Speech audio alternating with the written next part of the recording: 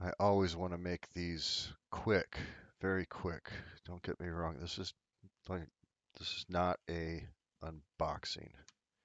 Go watch somebody good. This is my personal impressions. We got the FPV crate. Just got it. Um, and of course I opened it. So I already opened it. I know what it looks like. I don't think that I could open these things on camera anyway. Let's go over this real quick though. We got been keeping my stuff in here, right?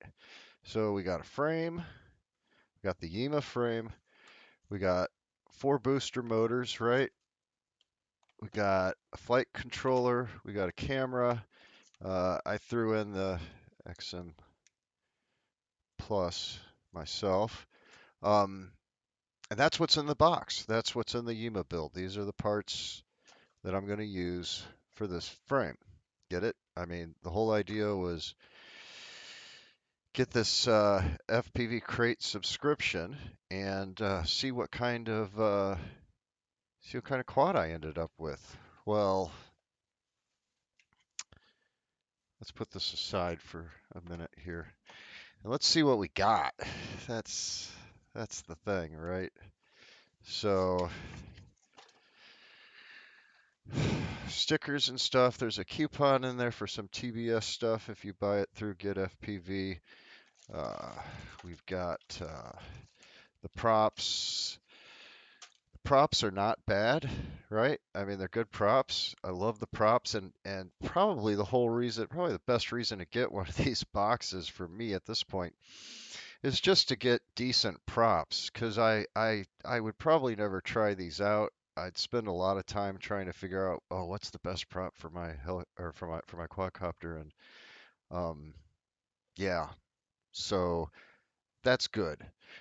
We get to the meat and potatoes here now, right?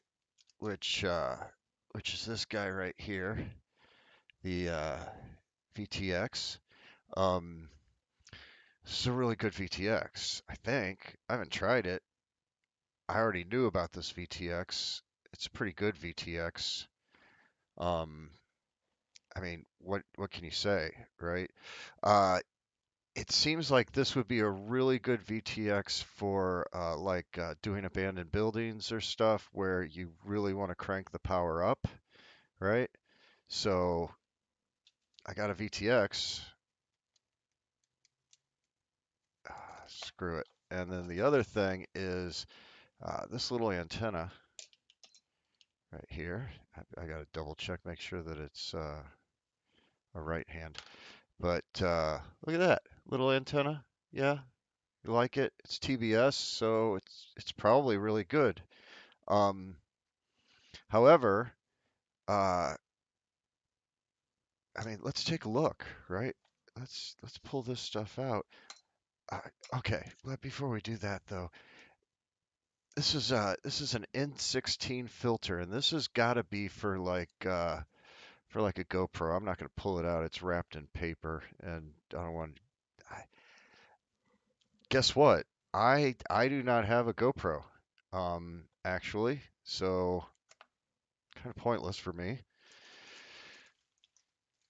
But let's pull something out here of this box, right? Go to the gut bag, grab the antenna, put this out of sight. Now, this is going to be hard to see. I get it. But this is what we're working with, right, guys? This is what we're working with. This is going to fit on the back of the quad like that, right? This is what we got in this FPV crate, right?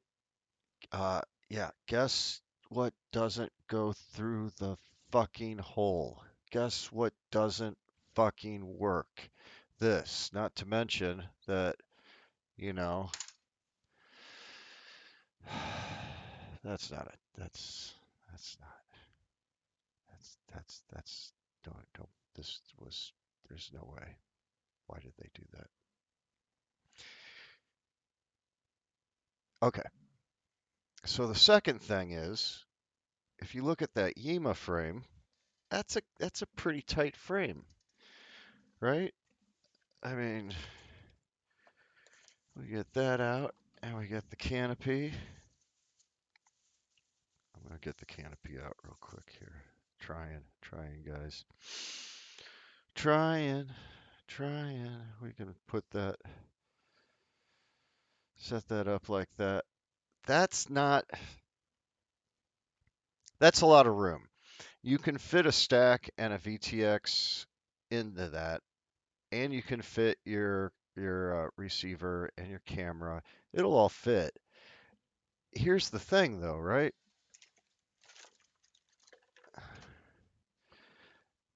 Uh, Normally, for any kind of VTX like this, right? I'd use some double-sided foam tape, something strong, in order to mount that onto something. Where the hell am I going to mount this in here? There's no room on the frame. There's no room in the canopy to mount it, other than like 3D printing something to make this fit a 30 by 30 stack. And even then, well, yeah, I mean, if I, I'm gonna have to 3D print something if I want to use this VTX. It's just unless TBS has something out there that I don't know. Maybe they do. Maybe there's a $3 printed part, but I'm not seeing this combo, this nice antenna and this nice VTX working in this build. It's not going to happen. So I don't know what to say. And that was kind of the whole point, was to put something completely by FPVCrate together, see what it looked like, see what it flew like, and then make a decision of whether this is something that I wanted to keep, right? I figured, it's a 6-month investment, at least $300 more. It's like plus shipping. This is something I could have put a VTX in like this. But even when I look at this and the way that I put this guy together, right? Um, I've got the flight controller in the back. Now it's a Holy Bro, so it's got uh, the gyroscope sitting on a pad on top of the main flight controller board. I put a Rush VTX in the center here on top of the ESC. The Rush is shielded. I'm hoping that the magnetic interference isn't too bad. I've flown this a few times. I've flown it quite a bit. I've crashed it a whole bunch. Um, and battery strap up here, I didn't want that rubbing on the flight controller at all. And the VTX has that nice aluminum plate on top of that Rush tank. So something like this, right?